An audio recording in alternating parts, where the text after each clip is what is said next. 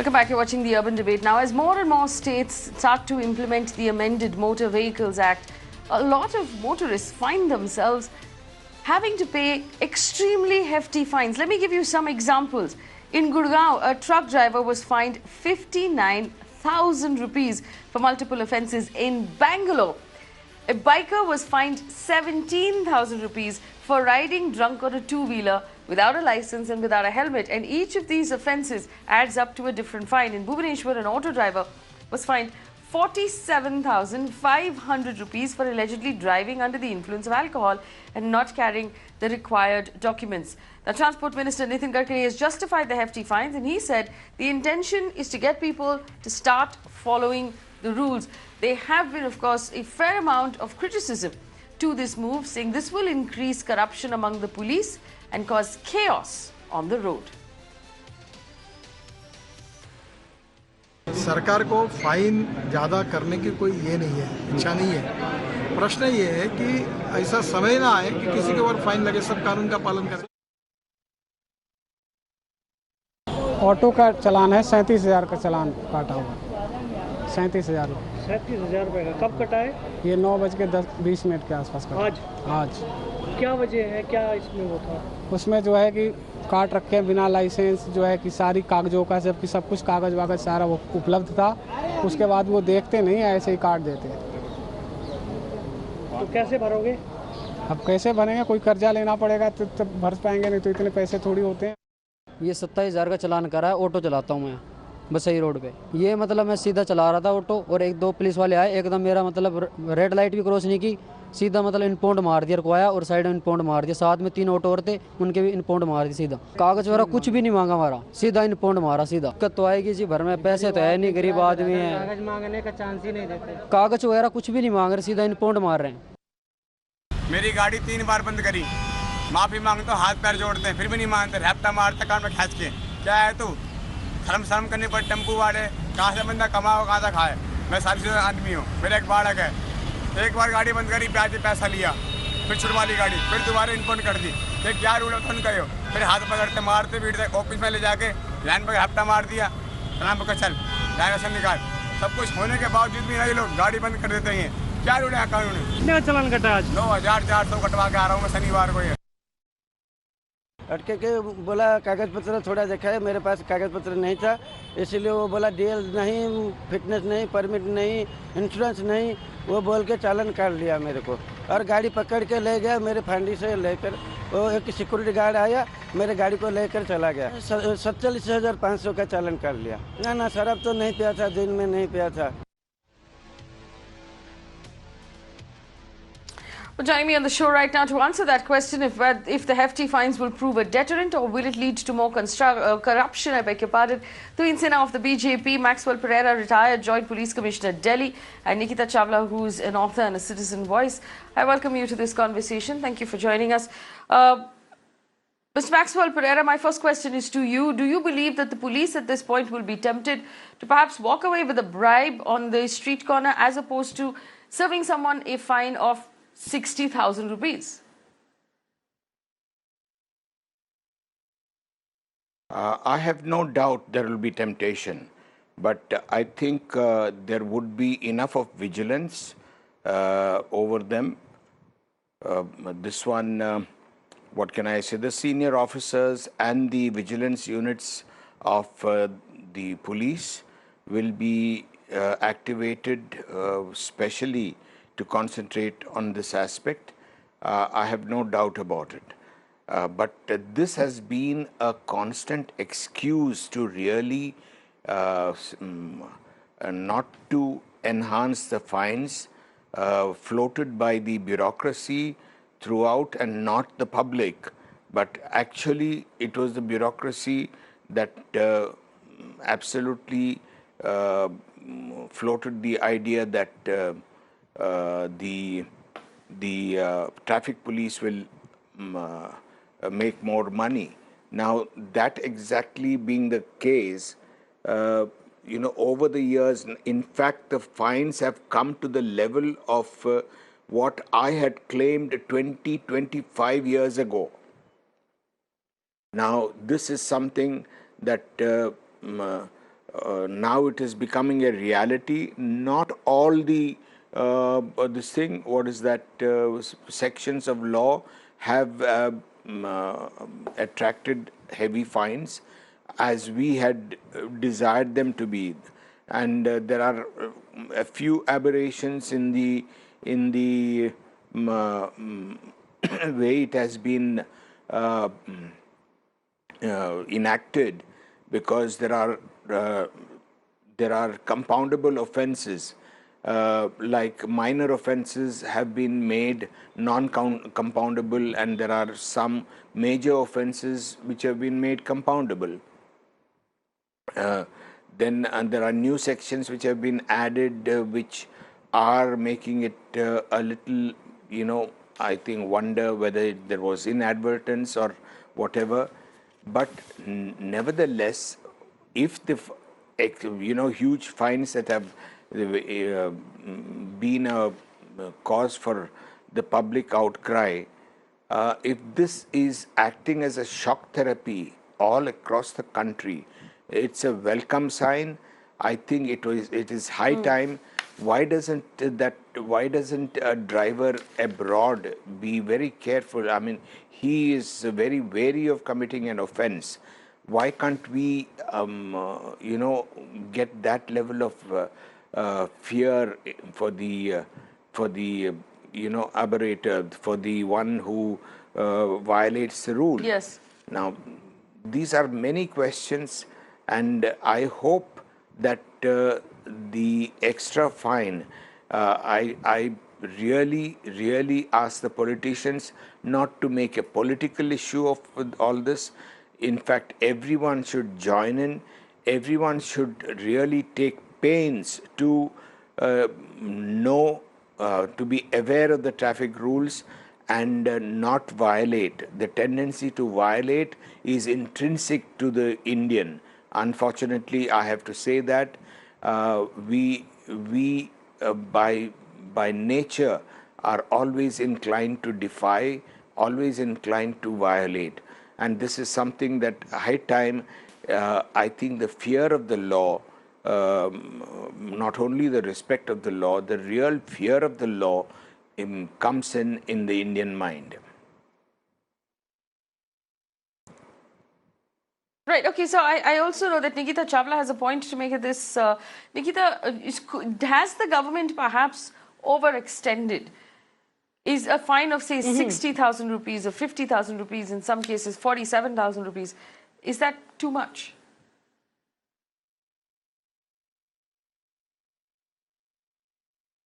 Yes, the fine is too much. However, if we do not have a deterrent in place, then, or if the fear of, all right, but I think the question is asked to me and I should be allowed to answer.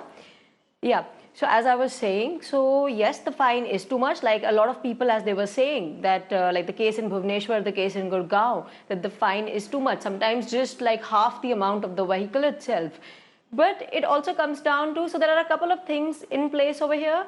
The deterrent, the fear is required, but the deterrent also needs to be backed up with a lot of sensitization. So it's like on one side, yes, there's a high fine, but let's come down to a long-term perspective or to a macro level thing, which is that why in the first place is the license being issued so easily? Like driving tests, licenses, why is it not tough? And also all these people who are complaining over here that, they asked for documents and this happened, that happened. Why don't you have the documents in place?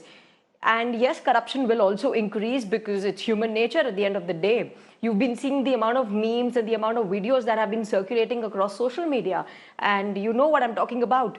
So yes, they will have to, pay such a heavy fine. And many a times bribing is easy. And since it's a cashless system and the cash ordinance has not come out, people will be careful. And but yeah, bribing will of course be easy. But people should also be taught, like for example, Rajasthan, Gujarat, yes, Madhya Pradesh, West Bengal, these states are protesting and saying that no, this is perhaps not very feasible at the mass level. We ought to be teaching people more about, safety on the roads and road rules and road rage. But yeah, a deterrence is required. Only a strong hold or a strong will of the government can change something like this. Yes. Okay. Hello? Right, I have Tuhin Sinha with me as well. He's a spokesperson for the BJP. Mr. Sinha, I agree that maybe the government must be hard on those people who are not following the rules and not showing respect for life and property of others on the road. But there's another question to ask. Who's going to pay the fine for the potholes, for the bad roads, for the flooded, for the waterlogging in each and every one of our cities that actually also endangers our life and property, that also puts us as at risk, that causes several problems? Who's going to pay fines for that? Because every time a life is lost because of corruption or because of some officer or some politician not doing his job, nobody pays a fine, nobody gets prosecuted. That life is just forgotten, Mr. Sinha. Shouldn't it be both ways? That's a very good point, Faye. Well, yes, and I think we can open up a debate through your show on it. We can certainly open up a debate on your show through it, because frankly, that's open to opinion, and people can come up with different opinion on it. Yes, I mean there should be timelines. There should be strict enforcement of the potholes need to be repaired quickly. But are we discussing that, or should we get back to the motor vehicle? Because that's a very open-ended debate. Frankly, we can. Mr. Sinha, we should be discussing that. I mean, the motor vehicles question has already been answered by the government. It's a decision you've already made. But while you say we will answer that question and we should start a debate about potholes and bad roads and corruption, let me point out to you that I've had this debate on this channel now for over 2 years, where we've talked about how people responsible for civilian deaths because of corruption or any sort of malpractice should be tried for culpable homicide. But not a single FIR is ever registered. So, yes, let's make the citizens accountable for what they're doing wrong. Let's also make the government accountable. Why haven't we had that conversation? And I think it should be both ways. I'm willing to pay a 47,000 rupee fine if the government is willing to pay a fine for a bad road. First time.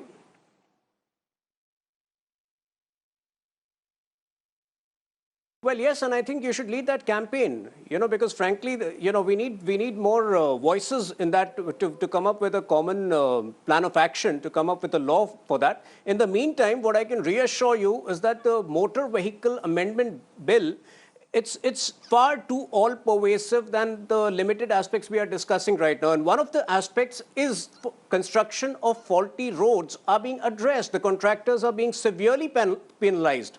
In the same way that the motorists are being penalized, there are similar strict penalties for contractors. For the first time, vehicle manufacturers will have to pay fines for defects in their vehicle construction.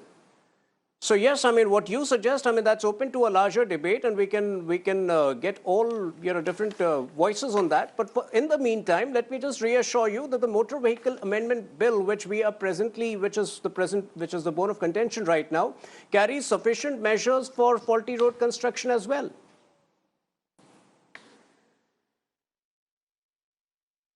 Let me just take the question back to Mr. Maxwell Pereira. Mr. Pereira, are these fines eventually just going to lead to the system collapsing? Because I can't imagine, people riding two-wheelers will be able to pay fines of 47,000 rupees, or people who are auto drivers will be able to pay the fines that are being levied on them. What happens then? Do they just abandon the vehicle and leave if they can't pay the fine? I'm sure the police have made arrangements for that. If they abandon the vehicle, they'll be in police custody. I don't think anyone will abandon the vehicle. I think it is more in the way the enforcement is done. All this must have been thought over. I am not privy to what the police is doing, or I am not representing the police. I'm just like any other public man. I'm just reacting to the questions. Whatever all said and done, these fines are less than what we had demanded.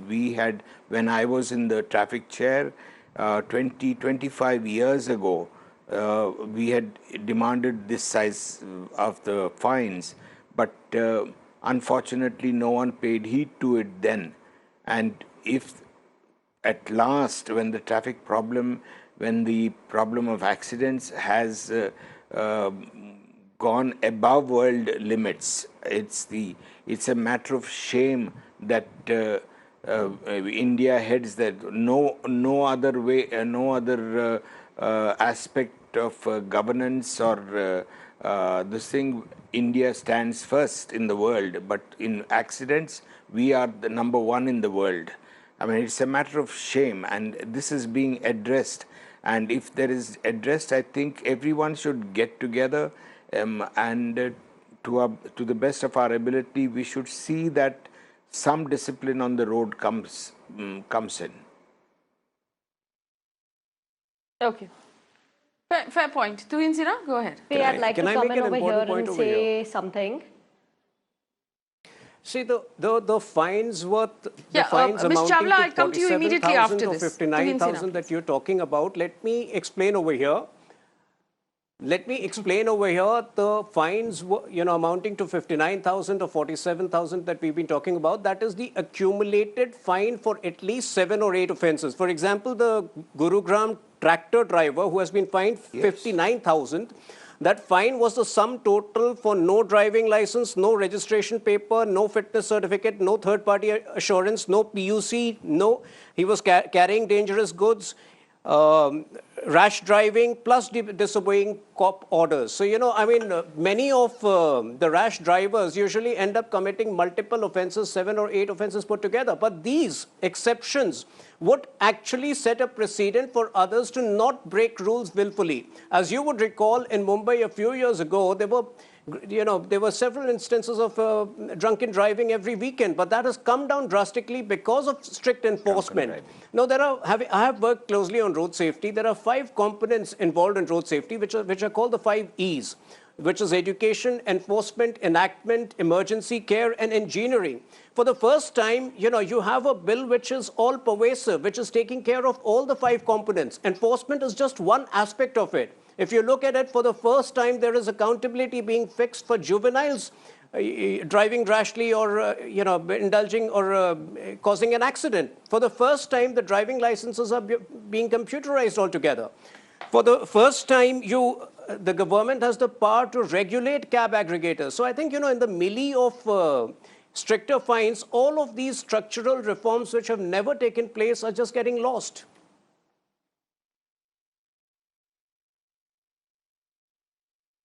Absolutely. In fact, Nikita Chawla had a point to make. Nikita, please go ahead.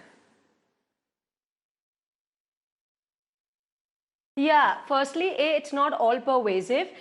He may be saying that, so as he mentioned, so the car manufacturers are responsible, the contractors are responsible, but the government as such, as Faye pointed out, is not really accountable for a road going bad or, for example, the footpaths not being in order. And even if they are in order, it comes down to the education aspect of it. People, the cyclists, I drive all the time. The cyclists or the motorcyclists or people who are supposed to take the footpath or the inner lanes will not take it. I'll get an extra road on the side, I'll take it. Simply because there is just not enough of that infrastructure thing. So you cannot, accountability goes both ways. You can't just put all of it on the citizens. A. B, when you talk about, yes, it's an accumulation of fines, 100% I agree, but it's an accumulation of fines, but it has gone up 10 times. Do you get it? Like nothing goes up 10 times, not even inflation, not even your household goods, not even the prices of other regular things. 2 times, 3 times, 5 times, but not 10 times. It's a lot. And checks and balances. We really forgot this one aspect. Yes, it's a good move, but checks and balances also go both ways. Who's going to check on the traffic police? Who's going to check on those guys? I mean, they also are known for harassment. Yes, a person should not be driving without papers and many other things, and they should not be firstly given the license to begin with. You see, the problem is all pervasive. The solution currently neither implemented nor proposed is. And it has to be a little different as per different states, different places, and for different sections of society. Yes, it's a really good thing that there are laws for juvenile drivers as of now, like things have started to change.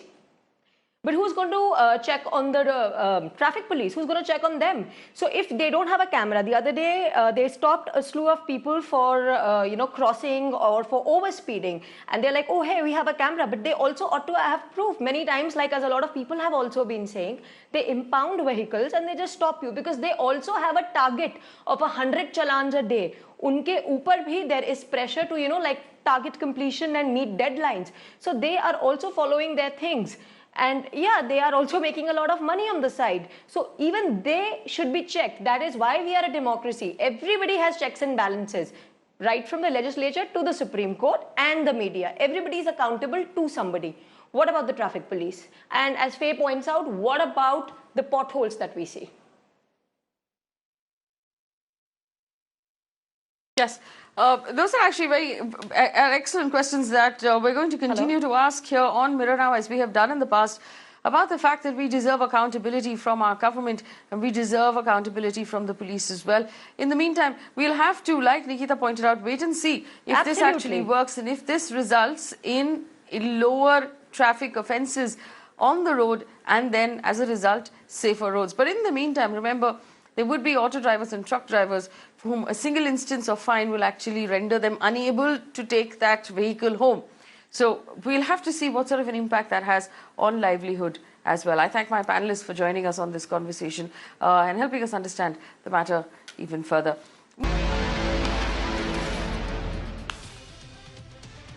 Welcome back. You're watching the urban debate here on Mirror Now. Quick look now at Kashmir, where the clampdown continues. It's been 31 days since Jammu and Kashmir, was put in the clampdown by the central government.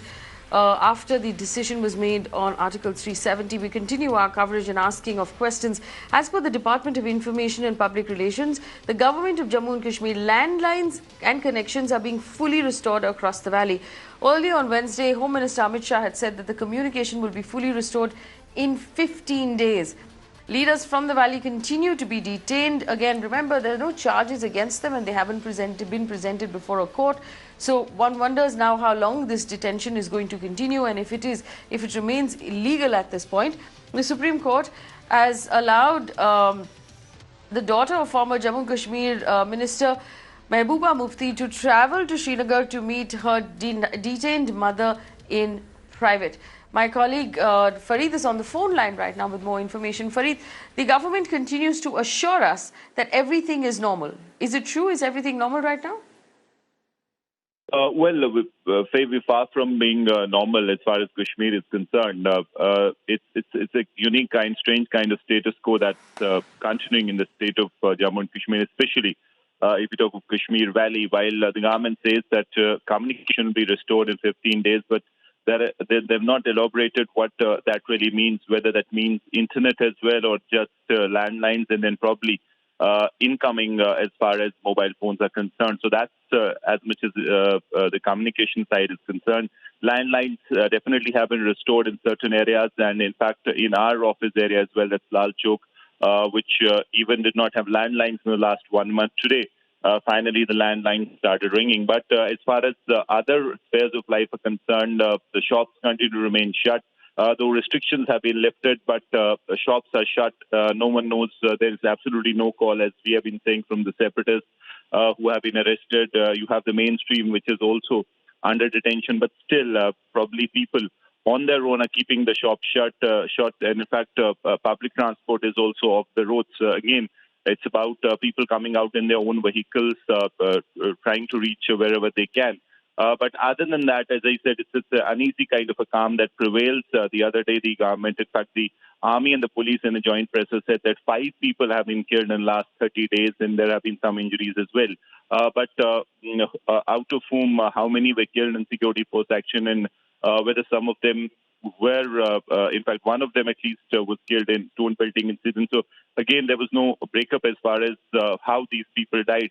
So that really is the situation. Probably it seems that the government is waiting for this memory of August 5 to really, in fact, erase, get that memory erased out of the minds of the people, get that out of the minds of people. And for that, they're ready to buy time. They're hoping I have a quick question soon, and for that you. really seems to be the policy. Yeah.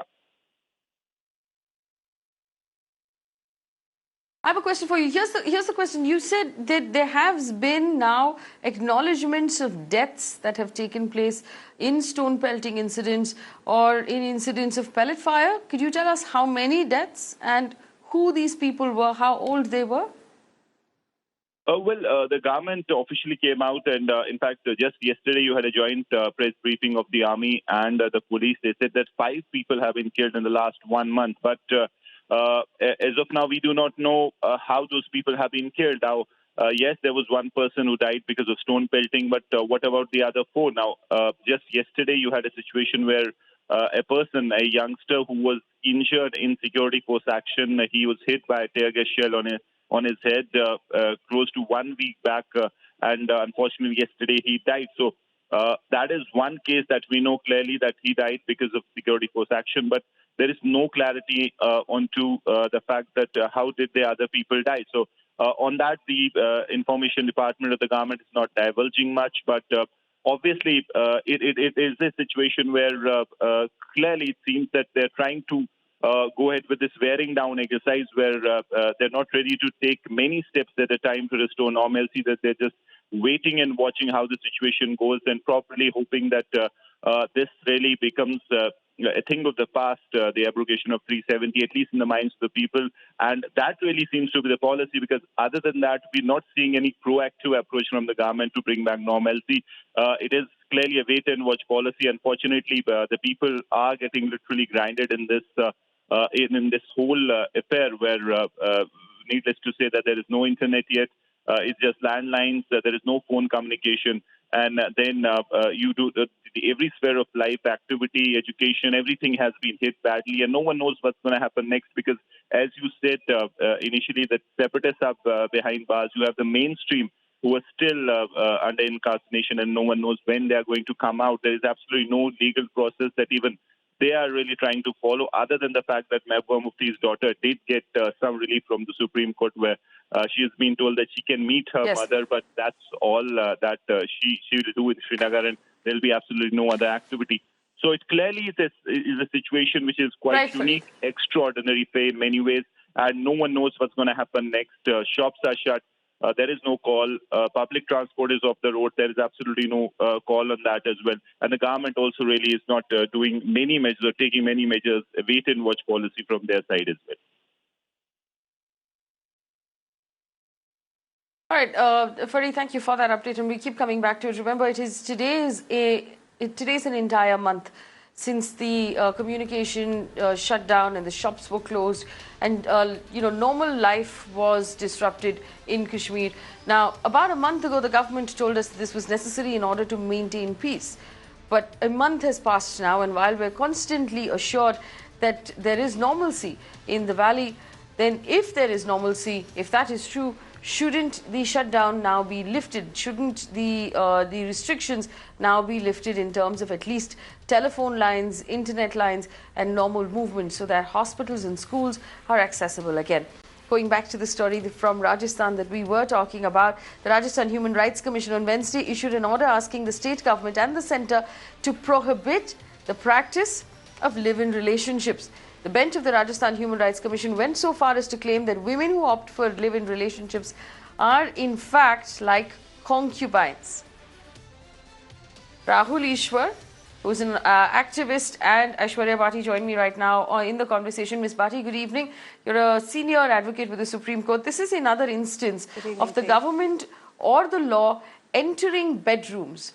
Do you see this as a valid thing for a Human Rights Commission to say? Is this a valid statement in your opinion? Well, actually, I think this is more of an aberration than the law of Faye, because the law already protects live-in relationships, recognizes, protects live-in relationships. Domestic Violence Act is one such act. Even otherwise, when there are issues with regard to maintenance or other, what kind of a relationship anybody is living in, there's no problem when the relationship is going on. Only when things go south or things go sour is there a problem. And there is protection of law two live-in relationships which are consensual, which are long-standing. So these relationships are called like marriage-like relationships. And I think this order is more in the nature of aberration than in the line and length of the existing law. That's what I feel.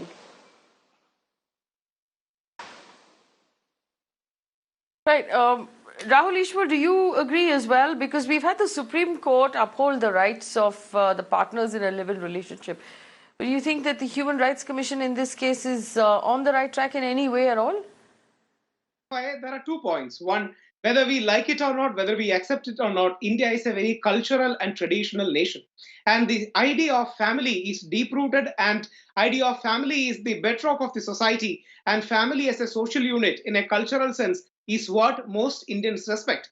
Nobody would use that particular word they have used for live-in relationship. At the same point of time, there is an entire spectrum, a majority of people who has inhibitions towards the idea of live-in relationship. Because at the end of the day, live-in relationship is dehumanizing for the woman itself. Because more often than not, the men leave them. They get abandoned. So the more important thing is that we should encourage institutions and systems like marriage. Yes, I all concede, being a person from modern generation, there are live-in relationships which are a reality. That's the reason why the Honorable Supreme Court, when they had to accommodate itself and give it a marriage-like status, like the earlier panelists said. But please remember, even they said it is a marriage-like status. That means marriage is the norm. Marriage is the ideal. Marriage is the preferable choice of living together in a modern civilized society. So I believe the Rajasthan Human Rights Commission's spirit, he may have articulated different, but his spirit is right when he says, don't go for live-in relationship, go for marriages. Because that's a steady, family-bound, socially acceptable, long-term, better for children kind of a relationship. And this monogamous family is the longest and the most successful institution in human history. So let us respect that institution and not go for a westernized live-in kind of relationship, which demeans our... Okay, just to play the devil's advocate here, Rahul Ishwar, the number of what you're calling a successful relationship, you do realize that the number of these successful relationships actually winding up in divorce, and a lot of times very painful, drawn out, heavily litigated divorce is actually going up. So, you might personally think that marriage is the best possible way for two people to be in a relationship. That needn't necessarily be enforced across society. There are two things. One, I am in Japan right now, but my home state, Kerala in India, is the place where there are largest number of family breakdowns or divorces, as you rightly pointed out. I have worked with the Kerala state government to address this issue, and we have recommended what our Christian communities and churches do: have a marital education, so that the bonding of family, the nurturing, the orientation will be better. And please see what happens in live-in relationship more often than not. The girl get cheated, the girl get objectified, the girl has being subjected to the use and throw things. That's the reason why Supreme Court wanted to accommodate maximum and give it some kind of sanctity. But please remember, yes, we need to have Colorado state in the US. They have marital education law. What India needs is, we need to have marital education before going into marriage. We need to have parenting. These are the institutional interventions through which we can hold on to the family system in a better way, rather than wishing the family system away, which has been the bedrock for the past 5,000 to 10,000 years. Okay, so this is interesting. I do understand that you said in Kerala the number of divorces have increased. So you've actually recommended what the Christian system follows, which is a marriage counseling before the actual wedding. Let me point out to you with a great deal of respect, Rahul Ishwar, that the number of divorces in the Christian/Catholic community have also gone up a great deal. I don't think the system of counseling before before the wedding has in any way changed those numbers. But again, let's stay on point of what we're talking about here. Aishwarya Bhatti, the idea that in a live-in relationship it's invariably the woman who gets cheated or objectified or used in such a way is also somehow derogatory to women, isn't it?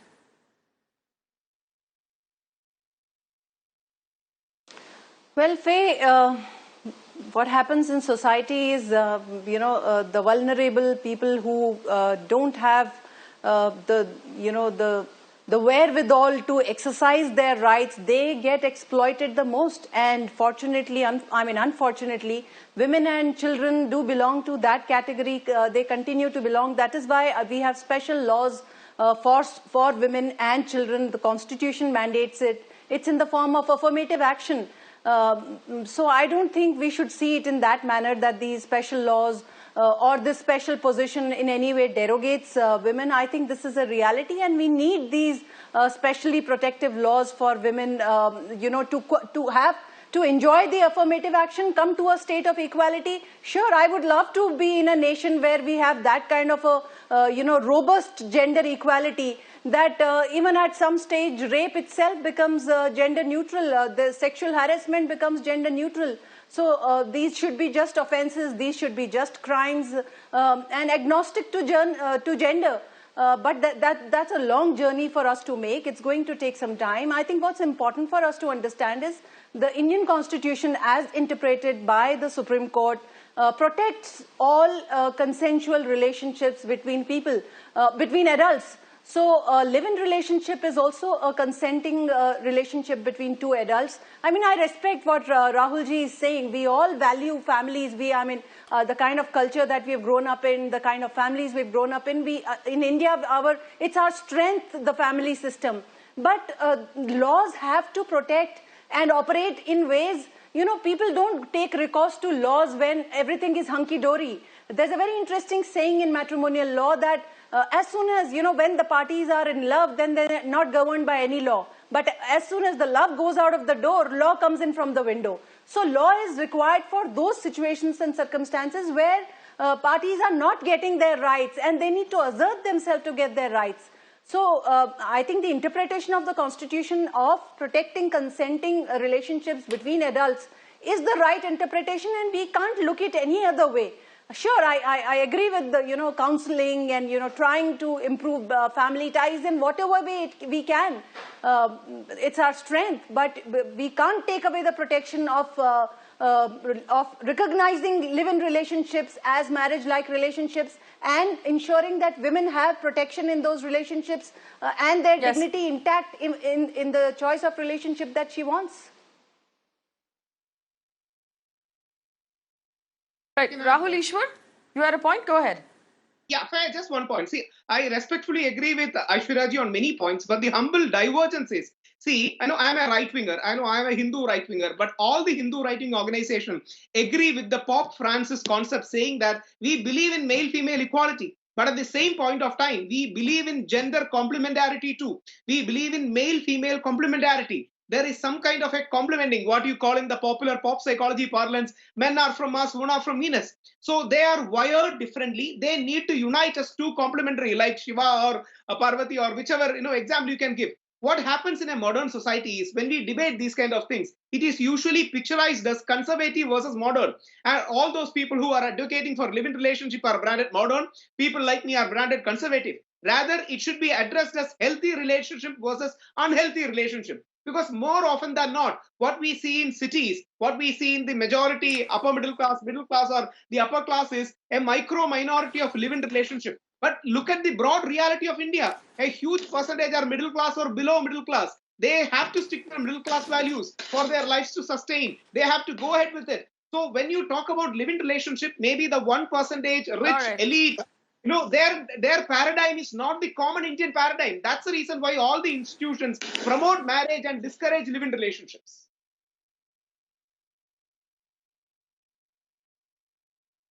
All right, so I want to place a new question before the panel here. The Supreme Court, and I want to, this is for my understanding, the Supreme Court has very clearly, validated the live-in relationship as a legal, perhaps a legal entity where rights can be, be enforced. This particular Rajasthan Human Rights Commission bench passing an order as such, is it binding? Who is it binding on? What does it mean? Will the Rajasthan government have to now follow this order? Aishwarya? See, Faye, human rights commissions, yes, I was just going to explain that Human Rights Commission in India, fortunately or unfortunately, they are known as toothless tigers. For a reason that their orders, their studies, they're all persuasive, great persuasive value. But they are not directions, they are not mandates of courts of law, and At best, it can be taken as a persuasive value, maybe a research material or something that is the opinion of the Human Rights Commission, but it is not binding on the government, and that's how the law works.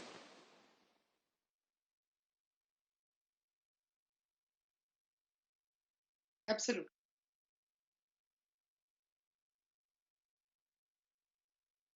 Well, it's not binding on the government, but this is, yes, this is where we are right now. The Rajasthan Human Rights Commission has made this statement, but we must remember that the Supreme Court, like Aishwarya Bhati pointed out in the past, has very clearly said that the live-in relationship is in fact valid, and both members of live-in relationships have rights as well. Let's move on now to the next story that we're tracking, as we thank both Aishwarya ji and Rahul Ishwar for being part of this very interesting conversation. The Kolkata Metro. This is something that should be very worrying. In Kolkata, 10 buildings have crumbled in the last 14 days. 55 houses are at risk because of the metro work in Kolkata's Bowbazaar. As many as 250 residents have been evacuated after cracks were developed in their buildings due to underground tunnelling work for the East-West Metro project. Now, the tunnelling work has been suspended, and residents are blaming authorities for not being careful enough and for negligence, which has resulted in this loss. The Kolkata Metro has agreed to compensate affected families 5 lakh rupees each. Now, what does this mean? Does it mean the people's homes are worth only 5 lakh rupees? Does it mean the people's lives are worth 5 lakh rupees? Joining us on the show, we have Garga Chatterjee. He's a political analyst who supports the TMC, and Shikha Mukerjee, who's a senior journalist. Ms. Mukerjee, good evening. Thank you for joining us. How severe is this problem at this point? How worried are the citizens of Kolkata? I think everybody is very concerned, because at the end of the day, when a huge construction activity of an infrastructure like a metro is taking place, then the minimum expectation is that the agencies executing the work will have the technical competence to deal with the geography of Calcutta, with the terrain that is Calcutta. It cannot be a mystery or a surprise to anybody that there are aquifers under the city. It is on the banks of the river. It's a swampy land. There is no mystery about the fact that subsidence does happen in this city, and subsidence is a problem about which the various urban agencies working in Calcutta have been very conscious when they've been doing their work, including redoing the drainage networks in Calcutta. So I don't understand how the Calcutta Metro Rail Corporation and its contractors had no clue as to what kind of preventive measures they needed to take, and the kind of measures they needed to take to ensure the safety of the building, some of which are really old, and it's an area which is, frankly speaking, old enough to be a whole heritage locality. And I don't see why any agency which is working there shouldn't have taken the care that is required, not only to protect the lives and the properties of these people, but also to protect the area itself. And Calcutta is outraged, and B, very worried as to where this East-West Metro corridor is going, because the rest of the tunneling, which will have to go through the heart of the city, will be through areas which are congested, which have a lot of property on it, and incompetence is not a very, very reassuring quality in terms of the people who are executing the project. Yes. Well, Mr. Chatterjee, are you also outraged? We heard, that Shikha Mukerjee said that Kolkata is outraged, that incompetence in this particular case is not very reassuring. Are you also outraged? Do you believe that the government here has completely messed up? Say the government. See, I am a Bengali and I am a person of Kolkata. Mr. Chatterjee, please. I was Mr. born Chatterjee. and brought up here, so I am of course outraged. Yeah, I am a Bengali and I am a person from Kolkata, and this is the capital of Bengal, so of course I am outraged. And outraged because there is a certain history to it, there is a certain record to it. This is not the first time. Okay, Kolkata, the whole alignment question was disturbed. This is not the original route. Calcutta Metro disturbed the original route under pressure from unscrupulous traders from Bowbazaar, okay? And this is the new route that came in. And now you see what has happened. People's lives have been destroyed. And when you say 5 lakhs, okay, 5 lakhs for this, 5 lakhs for this, it tells you the attitude of Kolkata Metro, which is under the Indian Railway. It's a central government organization. At what level they value lives of people of Bengal. It was also on display a few days ago. A poet and a theatre personality, Mr. Kanjilal, he died on the metro because the metro doors did not close, and then the metro corporation said that his wrist was too thin to be actually sensed by the sensor. Okay, this is a metro which year on year has been decreasing money on security, decreasing money on technology. Look at Kolkata Metro and the per kilometer cost of making the Kolkata Metro. It's less than half of the other metros it is being sending up. Why will this happen? Today in Kolkata Metro, the tickets are not available in the local language. People do not speak the local language. I mean, we do not understand. Is this metro just a project which has to be done to give money to certain contractors? Is it not for the citizens? Is it not for the people of Bengal? You know, it's a horrible scenario. And everybody has to be prosecuted. This is prosecution, not a technological failure. This is not a science failure, you know. If today, as a doctor, somebody gave a wrong medicine, the person would be criminally prosecuted. Today, if a bridge fell down, the engineer would be criminally prosecuted. Yes, but Mr. Chatterjee, who is at fault here? Is it the state government? The Calcutta Metro Railway Corporation is fully owned by the union government led by the BJP. It has always been, which is why you see year on year the budget of the Calcutta Metro is coming down, even for extension projects like this kind. Okay, it does not spend on security. It gives us dreams of blue bullet train and all that hogwash. But this is the reality where people's lives, homes are being destroyed. There was a lady whose daughter was to be married. All the ornaments are there in the rubble and she's crying profusely. And this is a technological question, it's a science question. So do we have incompetent people? Who are these contractors? None of these are local contractors. Why are they being given all of this? Because they cannot be caught after such a situation by the people. There's a whole conspiracy. And BJP should apologize that they have given some stepmotherly attitude towards the Kolkata Metro, while other Delhi Metro, etc. get so much money.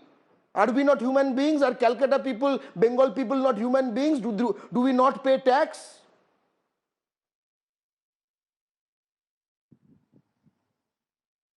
Well, I want to bring in Shikha Mukerjee again. Shikha Mukerjee, is it, do you also buy the argument that it is entirely the central government's fault and the state government had no role to play whatsoever in the corruption, in the incompetence of what's happening with the Kolkata Metro?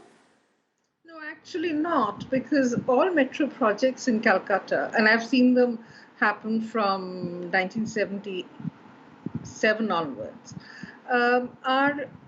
the metro projects are executed by the Metro Railways, and that's Indian Railways. And, you know, the state government really has very little say in the matter. The contracts as well as the technologies that are going to be used, these are determined by the railways, Metro Railway authorities. And if you ask, if you think, if it's a question of who is to blame, is it the center, is it the state? I think that's the wrong perspective, because frankly speaking, there is a Calcutta Metro Rail Corporation, and that is responsible. It is a corporation. It is tasked with construction of this railway. Therefore, it is KMRC which is responsible, and I think, you know, sort of deflecting attention by saying, is it the state government or is it the union government? sort of absolves KMRC from its responsibility. The second thing that I would also like to refer to is that this 5 lakh compensation. This 5 lakh compensation has been given or has been promised. It hasn't been given. The 5 lakh compensation has been promised as a temporary thing. It has nothing to do with the value of the properties. And there are people who have been given notice to evacuate their properties today. Not where the disaster happened, but in adjacent areas. And they are very exercised because they are saying, if we leave our property and go away, what is going to be happening to us in the future? What will happen to our properties in the future? Who is going to then go through the bureaucratic hassles? No, it's very, very serious, because you see, there is the letter which says to whom it may concern, apparently. A letter which says to whom it may concern. When somebody evacuates a piece of property, it has to be done in a particular way in which both sides of the evacuee as well, the authority who's asking you to evacuate, know what the actual position is. This is not the way to go forward. The KMRC needs to get its act together.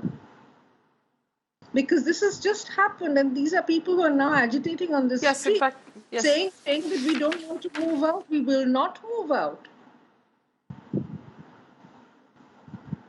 I don't understand what is happening. Mr. Chatterjee and Ms. Mukerjee, thank you so much for joining us on this conversation. We'll continue on Mirror now to keep a close eye on the Kolkata Metro and what's happening with the Kolkata Metro and the citizens of Kolkata who believe that it's the inefficiency, corruption and perhaps vested interests that's causing this metro to cause more damage to the citizens right now than good. We're going to take a quick break here on the Urban Debate. We'll come back on the other side. Some very interesting stories. We'll continue our campaign on the RA colony. We'll take a look at Google that's paying a penalty for tracking children and using that information to sell ads. And we look at other information coming in right now about Donald Trump's wall on the other side. Don't go anywhere.